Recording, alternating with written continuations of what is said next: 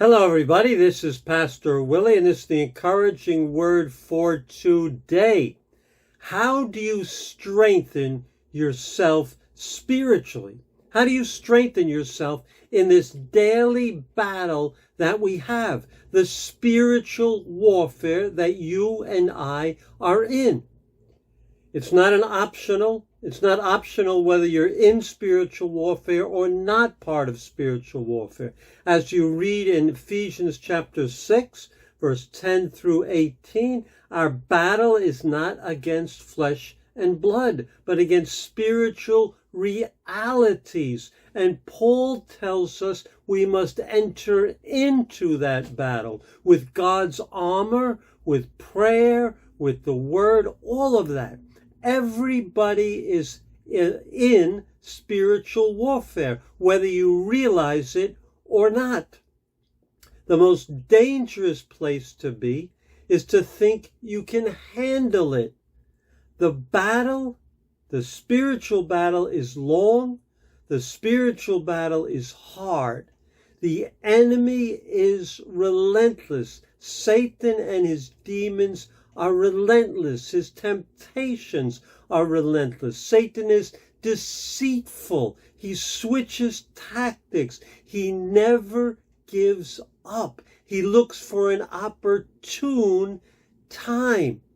And every follower of Jesus, every pastor, every minister, every leader, every bishop, every apostle, every prophet, everybody needs to have a strategy of how you are going to keep strong in this daily spiritual battle we are in.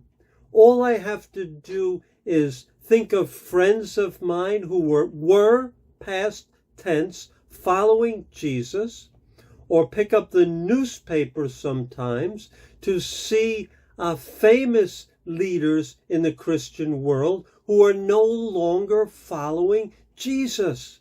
The spiritual battle defeated them. They're casualties in the spiritual battle.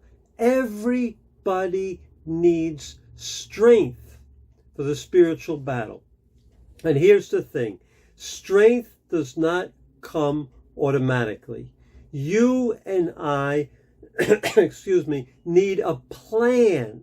What is your plan to remain strong in spiritual battles? What is your plan?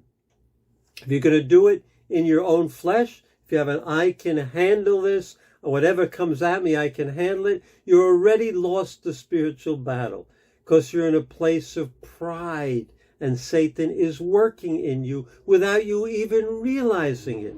Yes, I know the battle belongs to the Lord. The battle is in Him, His power in us. But how are you going to appropriate that day by day in your life so you can stand firm against the devil's deceits, so you can have no fear, so you can have no discouragement, but be strong in the Lord? What's your plan? So you can take the next step in faith and see new ground obtained for Jesus Christ. What is your plan? Listen today with me to Acts 18, verse 23. This is about Paul, the book of Acts, and it gives us a hint, a good hint in how we can be spiritually strong and strengthened in the spiritual battle. Let's listen to Acts 18, verse 23. After spending some time in Antioch, Paul set out from there and traveled from place to place throughout the region of Galatia and Phrygia, strengthening all the disciples. There are two things that we learn from Paul in these verses. Very simple. Receiving and giving out. Receiving and giving out. Everybody needs to be receiving and everybody needs to be giving out. One of the greatest lies is that as you are a pastor, as you rise, quote unquote, higher in your spiritual life, you no longer need to receive, and you're always giving out. You will be a casualty, my friend, in the spiritual battle.